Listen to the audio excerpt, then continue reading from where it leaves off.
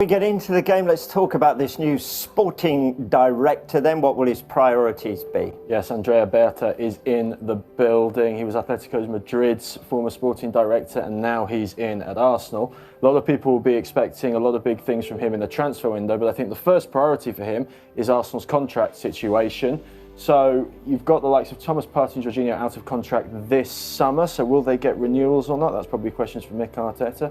And then maybe some questions around Leandro Trossard as well. He's 30, 1 year left on his contract. There was previous interest from Saudi Arabia in Trossard last summer, so will they cash in on him?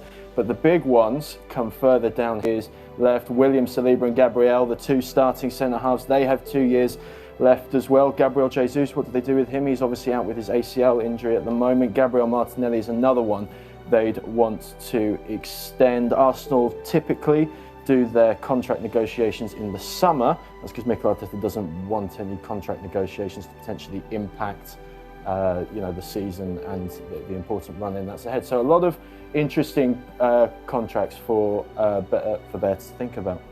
Yeah, they've been so close over the past few seasons, haven't they? Just can't quite get over the line. So what is it that's needed to turn them into a title-winning squad? Yeah, well, let's take a look at Arsenal's squads in general. And they say title-winning squads need two big players in every position. So defence is actually all right for Arsenal because, yes, you have the likes of Tomiyasu as backup here, and Kivior could be sold along with Alexander Zinchenko, who's another player who's not made this graphic. But then you've got the likes of Timber can play left back, Calafiori can play centre back, White can play right back. It's all very fluid. Arsenal have got quite a good numbers here.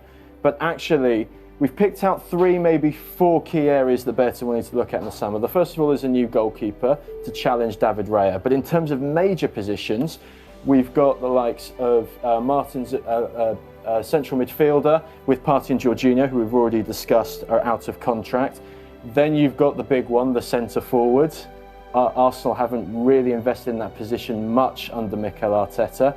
And then you've potentially got a wide player as well if Trossard is to move on. Because also, if you look at the other side here, Gabriel Jesus is the only real backup to Bukayo Saka. That's if, as expected, Raheem Sterling's loan isn't made permanent. So yeah, 3 or 4 key positions for Andrea Berta to address during the summer. Okay, so I'm seeing some holes. A gaping hole in midfield. What might the answer be there? Yeah, well, the name everyone's talking about from an Arsenal perspective is Martin Zubimendi.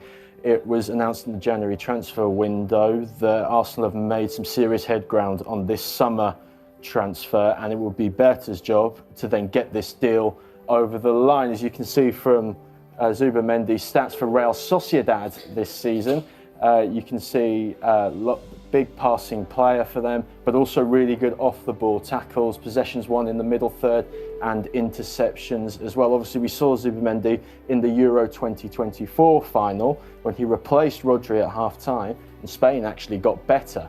So he's probably the leading candidate, not just for Arsenal, but for a lot of teams to address the number 6 position. Now, what impact will that have on someone like Declan Rice, for example? Will he then be a number 8, and therefore he'll be competing with Mikel Merino for that position next season? Very interesting to see. So yeah, Zubimendi seems like the leading option for that defensive midfielder role. Don't remember that final at all. It's totally erased from my memory. Right, so we also saw winger as well. So where are we at with that? Yeah, so Arsenal looking for a winger to play on both sides, both wings. The name being talked about in the newspapers and the reports is Athletic Bilbao's Nico Williams. Again, very much a Mikel Arteta player in terms of one-on-ones. That's what Saka and Martinelli do in terms of dribbles attempted, dribbles completed, but actually they're not just dribbles for the sake of it, they lead to shots. He's one of the best players in La Liga at that, the top 10 for an assist. And of course, a key part of any Arsenal player is to be good from set pieces. Yeah, he has a joint most assists from set pieces. So yeah, really interesting option here. Don't remember him from last summer either. Right, I think we're forgetting something, aren't we? Yeah. Striker for Arsenal. There's a thing. Right, okay. Who might they go for then? Well, again, the name being talked about this week is Viktor Gyökeres of Sporting Lisbon. And what a season he's having over in Portugal. 36 goals in 34 games. And incredible, I find this stat pretty interesting as well. 133 shots from 34 games, over 4 shots per game, which is really, really fascinating as well. He's not just a goal scorer, he's a chance creator, and of course Mikel Arteta likes those centre forwards who can do a little bit of everything. Kai Havertz, Gabriel Jesus, very much in that mould, and of course shot accuracy, more likely than not to get the shot on target, which is something that Kai Havertz has been accused of not doing enough in an Arsenal shirt this season. So yeah, Gyökeres has actually played against Arsenal this season in the Champions League. Arsenal won that game 5-1, but a really interesting thing about Gyökeres that game, he did give William Saliba and Gabriel a hard time. Not many centre forwards do that. Have done that historically in the last few seasons. Perhaps the only other striker who's given them a lot of trouble is Alexander Isak, and yeah, he might be a little bit too expensive, a little bit too difficult to get. Gyökeres is perhaps the cheaper option, but also a lot of people will say Gyökeres doesn't have that Premier League experience. Remember, he did do a really good job in the Championship for Coventry City, which then brought about the move to Sporting Lisbon. He's the name everyone's talking about at the moment from an Arsenal perspective. Wonder if Arsenal will pay the big money to get him over the line.